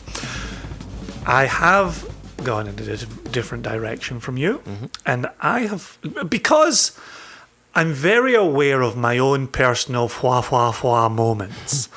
And so I know that in saying I found an opened bottle of Supernova 2009 at the back of my Ardbeg shelf, I know that that is just dripping with fwa fwa fwa. And so as my second pour, and I didn't have to search for this because I keep it at the very front of the Ardbeg shelf. Iron Brew. This is something I reach for multiple times a week. And as much as on this podcast I've been talking about Great King Street Glasgow Blend being insanely quaffable and something that I just drink by the bucket. Hashtag please drink responsibly. This is another one that I could pour myself a grand measure and watch TV or watch a movie or read a book or catch up on the latest happenings in the Atlantic. By which I mean the periodical, not the body of water. This is something very, very special. Ardbeg Wee Beastie, this 5-year-old, and I'm so happy that they emblazon the label with the number 5. Yep, so good. I love that. You know, you and I know this. You and I know this about me. Maybe I should say, you know this about me. The listeners know this about me. I love young Islay whiskey. Yes. If I could drink Islay New Make, I would quite happily. Travis Williams, bless him. Jared Card, bless him. We are very much in the Kilhoman Anticipation fan club. Indeed. I will say, auction's the only place you can find that, and it has now gone higher than I am willing to pay for it. I might be more likely to just call up Anthony and James and say, please, could I get some New Make Spirit for my tastings? Please, oh please, oh please. Ardbeg Wee Beastie does the things I want a young Islay whiskey to do, and at 47.4%. Great ABV. Yep. You can pour away, you can pour away, you can pour away. And so I've poured it for my second dram. It's readily available. I buy this by the 12 pack and I share it with local friends. We divvy up the receipts. But we do. We buy this by the 12 pack. We have no qualms about opening a bottle, really destroying a bottle, hashtag please drink responsibly, and just thoroughly enjoying every pour from it. And so, you know, nice healthy measure on a weekday afternoon for our recording. Yep. Yeah. And now my wife has brought me the cup of tea that I've been anticipating. Right. Thank you. Hi, Tamara. Cheers, my lady. Joshua says hi. Hello. Tamara says hello. All right. Thank you. Received. Oh, so, that's lovely to have a wee warm cup of tea next to this as well. Now I feel like I'm sitting in a distillery office in Scotland. I've got whiskey in one glass and I've got a cup of tea with milk and 2 sugar in the other. I need one of my kids to make me tea. Listen, I wanted to, well, a couple things. Firstly, Are you suggesting we've still got a podcast recording here? I figure we were just hanging out with the listeners here. I thought that's what we are doing, but I'm just trying to keep the conversation going. So you were kind enough to give me a portion of the last case of Wee Beasties. Oh, did I? Yes, oh, you good. Did. Yes, you did. Oh, good. Good. And so... What did we get it for? $40 a bottle? $45 like a bottle? 40, 42, 43, whatever it was. Like a great Something price. silly, great, right? Yeah, silly price. Yeah, great price. Almost too Yep. good. And so I love it. And you know, like you, I love Ardbeg. However, for the most part, the Ardbegs that I tend to go for are the softer style, similar to, you know, say the older bottlings of Arin Becht or Perpetuum. I thought Perpetuum was a brilliant bottling, and some of the older Kildaltons as well. And I know that is not your preferred style of Ardbeg. So talk to me about what the things you love about Ardbeg. What attracts you to the distillery the most? So I don't want to say too much because this is one of my follow-up questions for part 2 with Dr. Bill. Okay, fair. Is exactly that. And that's why I set the table asking him about 1970s Ardbeg and the, kind of the mythology that exists around that. Sure. Then moving into what I consider new or modern Ardbeg, where very young, something that I love. While I was looking over the Ardbeg shelf, I did find a bottle of Still Young, which it's not very young, but boy, that's not too bad for a wee kick in the pants away from it. So I was quite excited.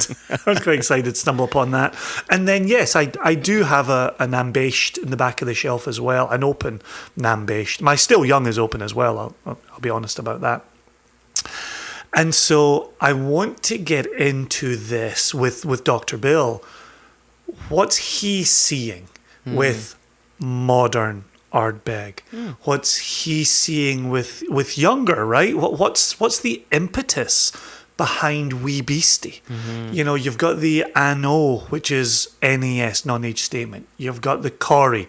You've got the Oogie, right? The Oogadal and the Corrie Vrecken, non-age statement. What's he looking for? What's he seeing? And so I don't necessarily... I can answer it as to my personal preference, but that really speaks to all of Islay for me. For him, what's he seeing in the warehouses? What's he seeing with the distillate? What's he seeing in maturation? What's he seeing with additional maturation or finishing? This is all wrapped up in part 2. And I will tell you right now, Joshua, when we are done with Dr. Bill in that part 2 interview, I hope he picks up on the fact that there's a part 3. I hope he acknowledges that, because my questions will not be done at the end of part 2.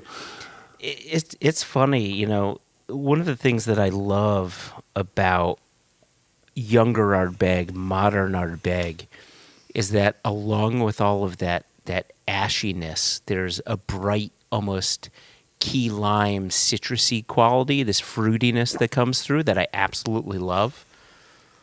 And I think it's glorious once you find it. However, some of these slightly older or softer style Ardbegs trade that citrus sweetness for a more industrial window putty clay kind of thing going on. And I really enjoy that, because not that modern Ardbeg isn't unique. It definitely is unique. I'm not trying to say that. What I am trying to say is the softer style of Ardbegs, I think, are more identifiable, at least from my palate, as, oh yeah, that's the Ardbeg. That's the older Ardbeg that I know, right? Like when you taste an older Bowmore, 15 years to 20 and up, and all of a sudden the tropical fruits come out and you say, that's a Bowmore, because there's those tropical fruits that I'm looking for. And so I get the same thing with Ardbeg, and that's, even though I'm trading that fruitiness, that citrus quality that I love, it's almost like, fitting into a worn shoe. It's just so comfortable, that older style. There's 2 distinct things that I want to say, and I hope I remember the second, because I'm going to really be enjoying diving into the first. So part 1 for me is when I think of modern Ardbeg, there are 2 distinct characteristics in there. One of them is chipotle pepper. And another one is white chocolate, where there's a milky fattiness going on in there. And I did a whiskey dinner one time up in the Palouse with my very dear friend Moscow Jim, and we did a white chocolate cheesecake paired with an Ardbeg. And I even want to say we paired it straight up with the Ardbeg 10. Okay. Yeah. Right? Just straight up. Yeah. And the fattiness of the white chocolate cheesecake played so beautifully with the white chocolate component that I get in modern Ardbeg. Yeah. But then I also think about Roller Coaster, which we touched on with Dr. Bill in the interview. Yes. Yeah. and in roller coaster, I distinctly remember my tasting notes, and I thought I'd lost my mind when I was writing my tasting notes for roller coaster. And it wasn't until I saw John Hansel's notes that he and I pulled out a distinct quality that I thought was quite remarkable. Okay. So I remember writing my notes, and I got cheese and onion crisps and Kalamata olives. For which bottling? The roller coaster? Roller coaster, yeah. And when I read John Hansel's notes, he talked about green olives. And I thought in my mind, if you took Kalamata olives and you crossed them with cheese and onion crisps, you would potentially get green olives.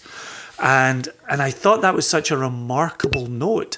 And so when you talk about the industrial, the window putty, for me, that's a hard water note in Highland whiskies. Famously, Glenglassaugh for me has that industrial. Sure. Sometimes Craigellachie will move over into that industrial. And so I never, ever associate what you're talking about in modern Ardbeg with Ardbeg. Yeah. Yeah, it's interesting. So as you were talking about that Kalamata olive note or that green olive note, I grabbed my bottle of roller coaster, which I am happy to say is still about 95% full, and this is my third bottle of roller coaster. I'm coming to your house. Yes, you are. Soon, please. And I'm nosing the bottle, and I'm getting that. It's almost like an olive tapenade. There's like a oily fattiness going on behind exactly, it. yes. Yep. 100%. Olive tapenade, spot on. So then that brings me to my second point here, and correct me if I'm wrong, did you and I cover this in the mailbag episode? I feel like you and I have discussed this somewhat recently. It's interesting to me when I think back on our two palates that went into business together and started selecting casks and releasing casks together, that you have a love of Glenmorangie that we don't share, right? Yeah. You know, Glenmorangie is too soft. All the things you love about Glenmorangie are the things that don't attract me to Glenmorangie. It's soft, it's delicate, it's inviting, it's easy, and I don't mean that in the pejorative. But there's components there. And so when you talk about the Ardbegs that you like, they replicate that style. And yet, when you and I select casks, we spend almost no time talking about the soft, the delicate, the subtle. That's not a thing that we're finding in cask samples of the distilleries that we're receiving. And so and I would use the term couple, but earlier on in the podcast, you threw some shade on that. As a couple who are selecting casks together, we don't get into the conversations of the things you like in Glenmorangie and the things that I like in Ardbeg being things that guide our palates. Instead, we come to cask samples on their own merits. Yes. And we select them on their own merits. And so it's always interesting to me when we have these moments when you say, oh, I really like Nambecht. And I'm kind of like, yeah, it never really hit the receptors. It never hit the right receptors in my mouth. And Wee Beastie is a wee bit rough around the edges. It's younger. It's a bit fresher. And you're kind of like, yeah, I get these other components from it that don't really have me returning to it. No, I never said that about Wee Beastie. I love Wee Beastie. I was putting words in your mouth. Let me just say this. I have already polished off that heavy pour that I did. It's obvious, Jason. It's obvious you did. So let me clarify. Yeah, please clarify. This is going to be important. Because it's not as if as I pour another healthy pour of Wee Beastie. It's not as if I don't like modern Ardbeg. It's that I prefer the softer style. Having said that, there was a period of time where there was Ugadal in my glass every night because that's all I was looking for. Oogie versus Corey, which one you got? Corey all the way. I like the spice. Oh, okay, that's good. Yeah. Okay, that's good because I'm Corey every day of the week. So, okay, good. Good. I'm Corey every day of the week as well. However, if we're talking, and now we're getting really geeky here, but if we're talking early Ugadal, right? Not necessarily the committee release, though I did enjoy the committee, the oogling or whatever it was called. It's been years, but the earlier standard releases of Ugadal, where it was just like smacked you in the face with some of that dank sherry, I just thought it was doing everything I wanted it to do, and I'll never forget the very first blog post I ever had was of Ardbeg Ugadal, and I talked about bloody Band-Aids and salt water and wet leather jackets and all of these things, and I just found it to be so lovely and so intriguing and so different. And I think everybody's palates changes, evolves, readjusts. I'm just at a point in my life where I like my whiskeys, not talking about the ones we bottle, but I like a lot of the whiskeys I drink to be a bit softer in style. That's all. I like nuance. It's funny that you say that about liking nuance, because I feel like I do too. And I feel like some of the mistakes I've made with some fill your own bottlings in distillery visitor centres I know where you're going. is that you've got 1 second in which to taste it and make up your mind whether you want to buy a bottle, take a bottle home, open that up. And I'm starting to go back through some of the fill your owns again, because we're not traveling, because I'm not adding to the fill your own section of my shelves. I'm going back through the ones that I have previously filled. Yeah. And it's so interesting to encounter fill your owns that I remember tasting on the day at the distillery and thinking, oh yes, 100 times yes. And then I've brought it home and I've tasted it and I've gone, oh, that does one really big thing well. And there's not much else to it. And so those are fill your owns that I'm not really returning to unless I just want that big one blast, that singular blast all over again. Sure. And so I am going looking for, and I know when I say I really like young Islas, and I like them to tromp all over my tongue and all over my taste buds and beat them into submission. It's not just a singular aspect that does that. It's multiple. And sometimes there's a little bit of cinnamon in there, and sometimes it's white chocolate, and sometimes it can be that sherry component and the dried fruits. Yep. And so I would say I'm also looking for variety and some different interesting aspects. And when I do step back into the older and the softer, I find that they're more likely to take on a singular presence on my palate. Wow. That's interesting. Really interesting. Oh my God! Oh, speaking of Jason, and I want to say this before we get into the email that we want to read, or really it's an Instagram message. But we've gotten a request recently, people looking to hear how we select casks and maybe select casks live on, not live, but recorded on a podcast. And so I think we might do an episode in the near future, maybe a half episode when we get in some more samples, and it'll be good to explore this a little further, because when you and I taste a whiskey for bottling, I think, judging by the conversation that we've just had, I think it's somewhat different from tasting a bottle that we've purchased, potentially. I'm being careful with my response. All right. Because we've talked both about selecting casks only for ourselves. We've also talked about recognizing the palate that the nation has. And to go selecting casks, yes, there's a lot going on when we select casks. There's a lot of considerations going on when we select casks. And when we buy a bottle, yes, I think there's maybe a different set of criteria in place. Correct.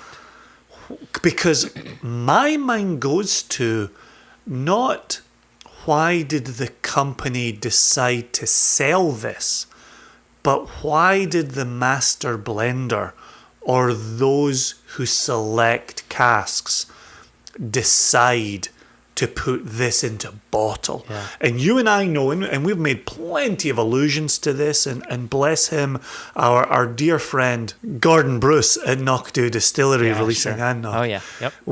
We've talked about marketing departments plenty, and we've talked about master blenders and distillery managers plenty, and how decisions are made in I'm going to be very kind here and say decisions are made in nebulous ways. The word nebulous is very nebulous. Have you ever considered that? AKA get a jail free card. And that's what was so interesting to me in talking with Dr. Bill, is he's got an idea of what he wants coming out with a Glenmorangie label or with an Ardbeg label. And really, writ large, one of our favourites, Glenmorangie isn't showing up in independent bottlings. And Ardbeg isn't showing up in independent bottlings. Can you find it? Yes. Are you drinking one right now? Potentially. But writ large, you're not really seeing them. No. And so he's got a lot of control over what's coming out.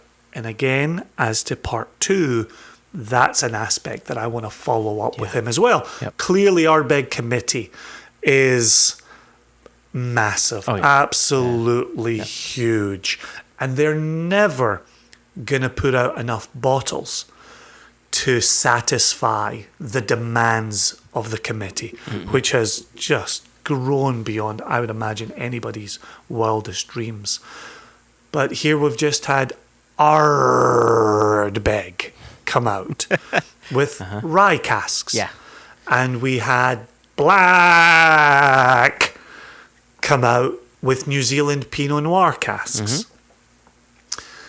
And so he, and I want to hear it from his own mouth, he has to be feeling like, what's the next trick we can pull with Ardbeg in what type of wood, and how that affects how he looks at the stocks and how he thinks about that next big release, and how you stay true, you and I talk about this plenty, how you stay true to your distillery spirit while also placating or satisfying those who are looking for the next new thing. So I've got that for him as well. But oh gosh, we're going way down the rabbit hole here. Should we pull up the nose and head into an email? I don't think there's much news, is there? We're kind of in a holding pattern. We're working diligently behind the scenes.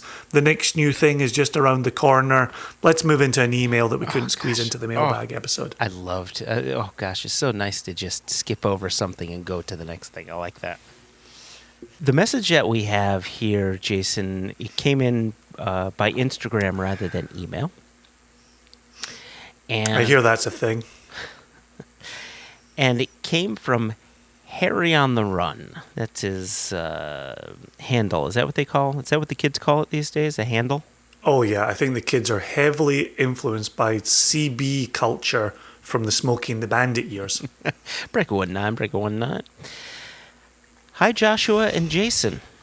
I am a huge fan of your work and one of your avid podcast listeners. Thank you, Harry on the Run. Yep, much appreciated. I'm based in Melbourne, Australia. And then he put in the little Australian flag there. And G'day.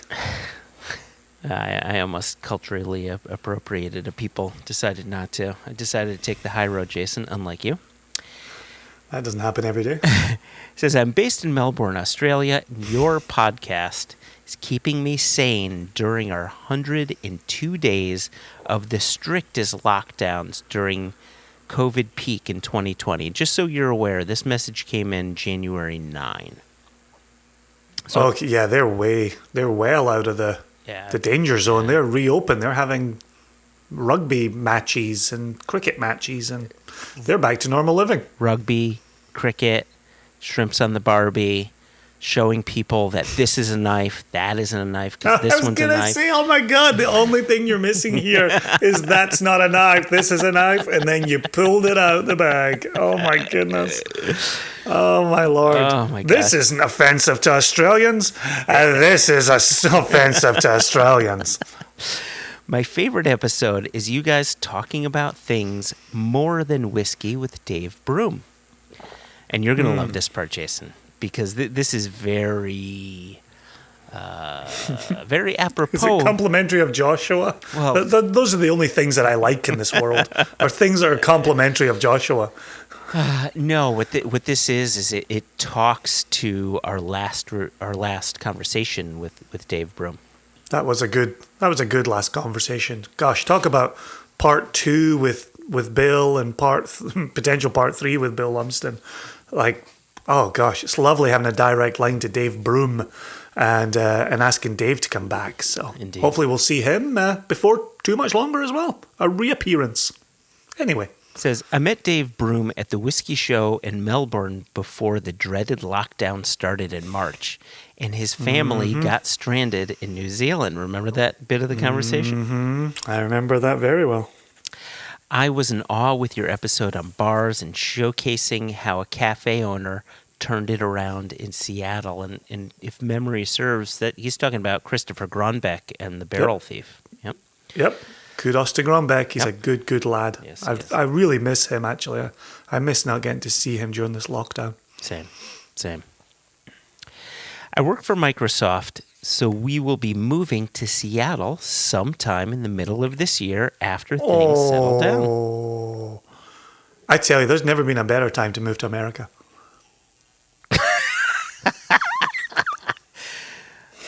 Well, actually, had you said that a few months back, I may not have agreed, but now I agree. Now I think it's okay. Anyway, Australia was a one-year gig which became indefinite because of COVID, but one thing I am proud and excited to share is that I became a co-founder of AWAS. And now before I go on, Jason, what do you think AWAS stands for? And it's not AWAF. Would be something as a Frenchman. This is AWAS. And it's not AWB, which would be Alcoholics Without Borders, but it's... Give me the acronym again. AWAS. Can I tell you very quickly that it's not actually an acronym? You know, an acronym is a collection of letters that can be pronounced as a word. And so NASA is an acronym. NASA, NATO, yeah, sure. But VSOP is an abbreviation. Well, I guess you could say AWAS. No. AWAS. No. So anyway, so this abbreviation, AWAS. Oh gosh, WAS. I want WAS to be Western Australia. I'm sorry, I really did enjoy my own joke on that one. I don't know. What are we talking about? Whiskey. W is whiskey. Yep, well done. One of the A's is Australia. Yes, correct. Which one? The first one. Okay, Australian whiskey something. Oh, I don't know, Josh. Just tell me. Australian Whisky Appreciation Society. Oh, nice. I didn't even think of the S being society. I was I was thinking Scotch on that, but then I thought, no, they probably drink more than Scotch, so that makes no sense. So. Well, it makes sense you wouldn't get that. We're legally barred from using that word society. Anyway, so he started, so he became a co-founder of AWAS, which started as a bunch of folks meeting to talk whiskey, and now it's a real deal where we bottle our own juice under the AWAS label. That's fantastic. Well done, Harry. In these 2 years, I've learned so much about this terroir and the climate, which makes it awesome to make whiskey. We have some real big producers, and then this is a parenthetical, nowhere compared to US or Scotland, but decently big for Australia and New Zealand. And then he makes a list, and there's going to be 7 here. Starward, which is in Melbourne, just a mile away from where Harry is now.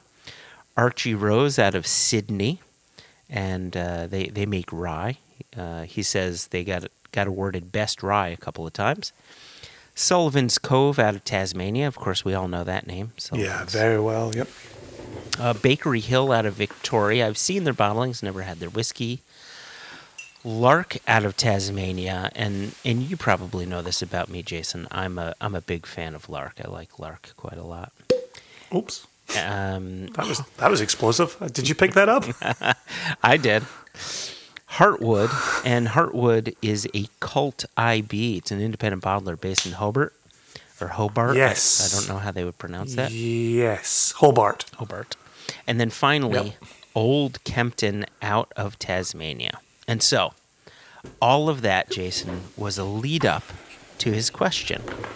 Well, before his question, let me just say, I finished my second pour of my wee beastie here, and I haven't been holding back on my pours.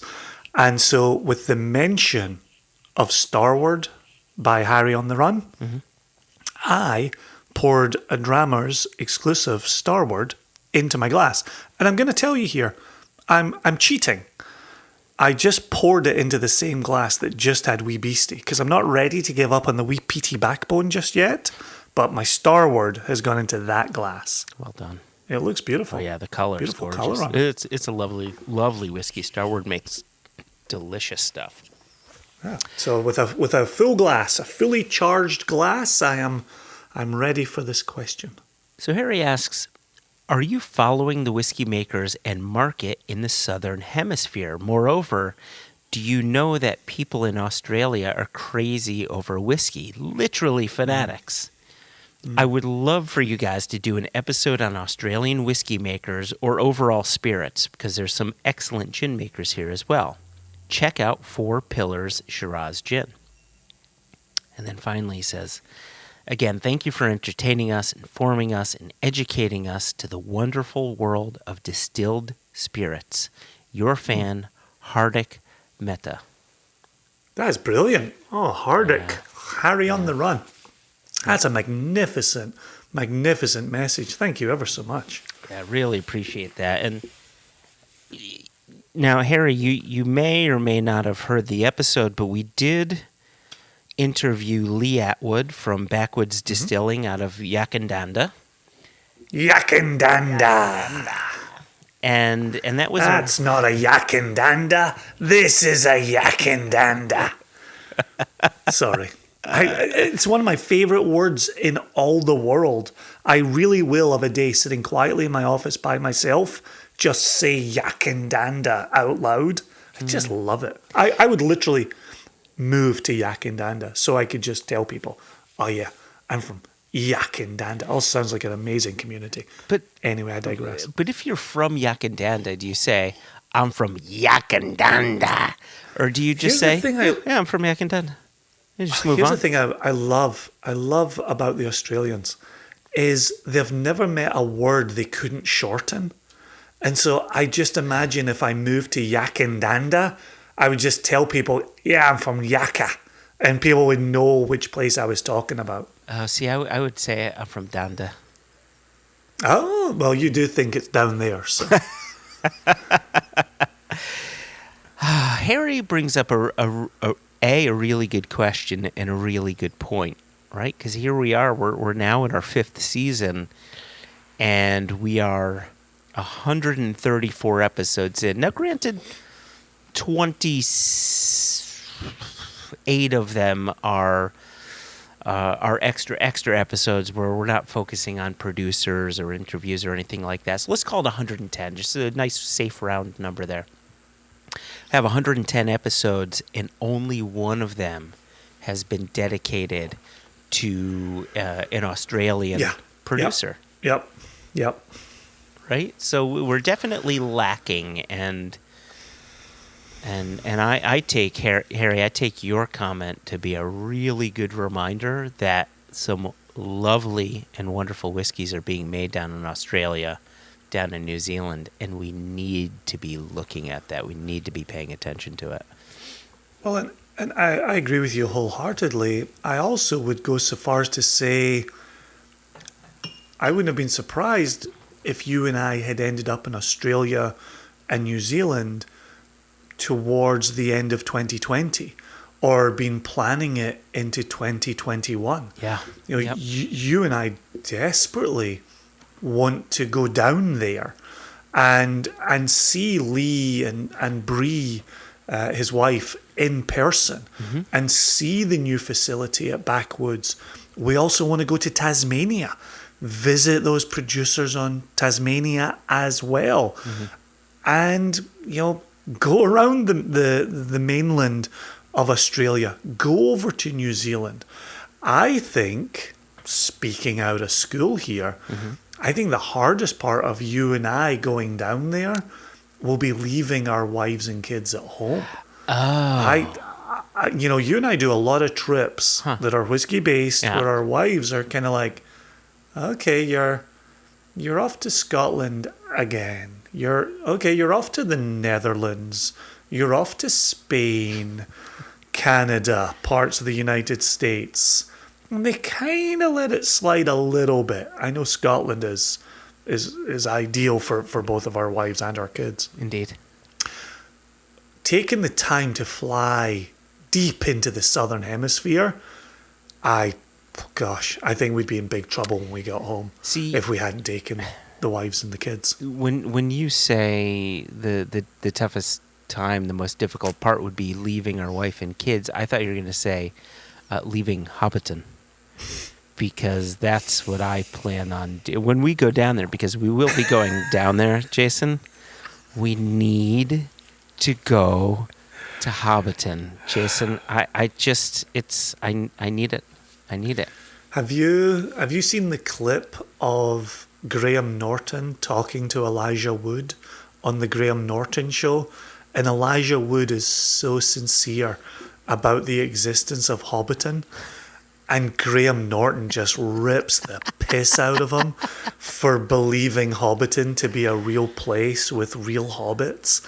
And Elijah Wood does not give up on the fact that Hobbiton is now a real place that one can visit. It's a bit of awkward television, but I think of you and I think of us and I think of our families somehow making it down there, and Hobbiton would be essential. My kids are also really into wildlife. My wife is a wildlife ecologist, and a chance for them to see some of the deadliest creatures on Earth that live in Australia. They're excited to go and see things in the wild that could kill them as soon as look at them. So, yeah, there's a lot to take us down there. We're aware of the scene down there without, in all honesty, knowing very much about it.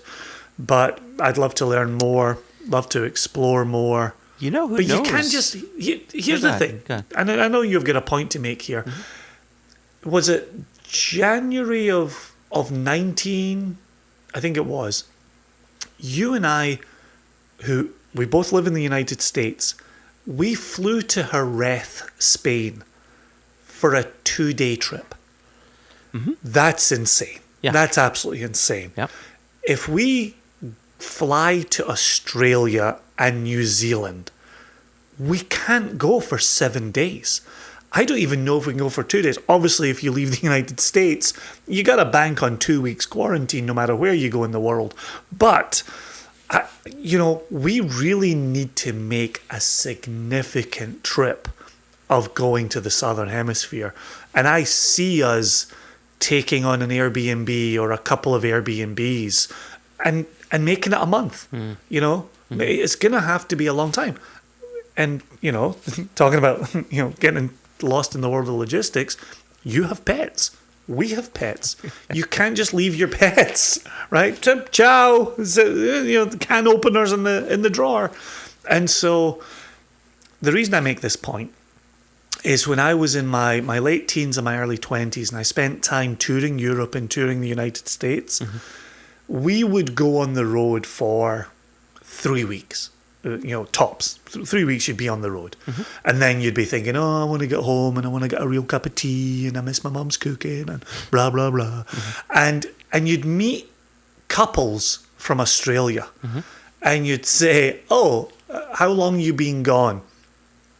And their answers would vary from 3 months to 9 months to 18 months, And if you leave the Southern Hemisphere, if you leave Australia and New Zealand, you come up into the Northern Hemisphere, you come and you see it all. And you see both Europe and North America and potentially South America and potentially, Asia on your way home or your way leaving. You see it all. And so to go to Australia and New Zealand for 2 weeks, 3 weeks, I don't think it makes enough sense, especially with how many people you and I would have to visit and how many distilleries we'd have to see. Yeah, I if we were to head down there solely for business reasons, I could see us doing a week there. And it may be a bit uncomfortable and we may be bouncing around a bit here and there, but I think we could definitely make it happen. It wouldn't be ideal, but I think that we can make it happen. And the point that I wanted to make earlier, you took us so far away that my point seems... Well, bring us back. Just make a different point. Well, you had mentioned before that, and this is a very true statement, we don't know enough about whiskeys from that Southern Hemisphere, from Australia, from Tasmania, from New Zealand. We simply don't know enough, but we do know someone who knows quite a lot, Holly Sidewand, who's spent a tremendous amount of time down there getting to know producers, getting to know their operations. And we have Cameron Taylor of Discovering Drams, yeah, sure, of course. Another great supporter of the podcast. And he's doing his whiskey tastings down there as well. And then, of course, we've got Lee Ann Bree with Backwoods, who could certainly put us in contact. Oh my gosh. I just think, listen, I'm 6'2". If you put me on a plane to Australia for, I don't remember exactly how long the journey is, but I think it's 3 days. If you put me in a plane for any amount of time that's longer than flying from the East Coast to the United States to Glasgow or London, I'm really not going to want to get on a plane anytime soon. And if you make me go to Australia and New Zealand for 7 days, I'm going to be grouchier than I normally am, Joshua. So let's pack up the fam, let's buy a house, and let's move there for 18 months and really immerse ourselves, really commit to this. Do you know? Well, here's the thing. So I heard every word that you said, and I acknowledge it. Right? You're 6'2". You don't want to be in a plane for longer than 6 to 7 hours because you're grouchy, and you'll be even grouchier, so on and so forth. However, when you mentioned Lee and Bree, my head immediately went to imagine Lee and Bree, and Lee and Bree, and Lee and Bree, and Lee and Bree, and Lee and Bree. Yak and Danda. Oh, yeah. Oh, you brought it home. You brought it home. Well done, sir. Oh, I love it when you bring it home. That makes me happy. You're welcome. So, I think that's it, Jason. I think this episode has come to a close. Again, thank you to the good Dr. Bill Lumsden for taking the time to meet with us. In advance, thank you to Billy as well for setting up a second conversation so we can finish the the interview, as it were. Continue the interview. We will not be finishing. Continuing the interview. Thank you to... It's a trilogy. Come on, talk to Peter Jackson. Yeah. Trilogies sell. Peter Jackson will tell you that. Yeah. Is there anybody else who might be able to tell you that? I don't think so. Trilogies? Yeah. I can't think of any... I can't think of any other trilogies. Our listeners are either shouting at their ham radios names of trilogies that are clearly obvious. They all grabbed their CBs like Breaker 19, Star Wars. Smoking the Bandit trilogy. Is it? The third movie is not worth watching. The second movie is terrible. The third is not worth watching. The first is canon. But anyway, moving on. How can people reach us, Joshua, before we get out of here? Well, how can people reach us? They can reach us the same way Harry did, and thanks again to Harry for reaching out. They can reach out to us via Instagram. We're always looking at messages there. Granted, a bit slower than we would if you were to send us an email. Now, we look at emails quite a lot, so you can email us questions@onenationunderwhiskey.com. You can search us on the Facebooks. Just look for One Nation Under Whiskey, and you'll find our page, you'll find our group, and you can send us a message through there. And if you're desperate, if you find yourself on Twitter, I'm sorry you find yourself there, and B, if you do, you can find us at One Nation Whiskey. And of course, and as always, we never use that letter E in the word whiskey. We spell it the way the majority of the world spells it, without the E. So if you want to reach out to us, just make sure you do not spell whiskey with an E. There you go. It's all true because it rhymes. Nothing rhymed there. Did something rhyme? It's what's his name? It's not Vesuvius, but it sounds like that from the Lego Movie. He's voiced by Morgan Freeman. Oh, the wizard. Vitruvius? Yeah, I forget his name, but he said, and it's all true because it rhymes. Yes. Such a great line. Such a great line. So as always, I hope our listeners will chase us down, will reach out to us. We love hearing from Harry on the run. We've loved hearing from Cameron Taylor. We've loved hearing from everybody who's reached out. Please seek us out. This is a community, just like the nation is a community. One Nation Under Whiskey is an extension of that community. That it is. But until next time, Joshua, we should clang some glassware and call it an episode. But as I grab for my sample bottles, here's to Season 5 and all who may ride upon her. God, yours just sounds so terrible.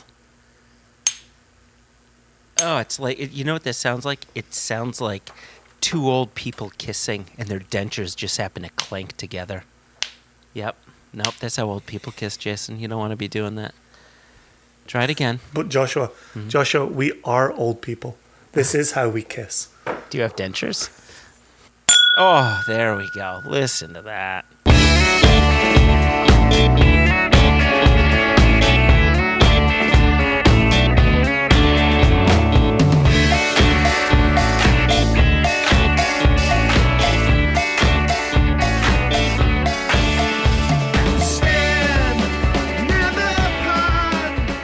Every word is permissible except for the C word, but feel free to use that. I'll just beep it out.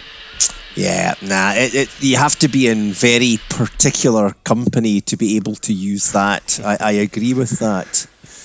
Although I have been in certain cultures, and I remember working with a young female Irish brand ambassador, and she said that where she grew up, the C word was just routine. It was normal. Which quite surprised me. But I hear what you're saying. I will not use the word shivas at all during this interview, okay? Much appreciated. I appreciate being sensitive to the issue at hand, Phil. Okay.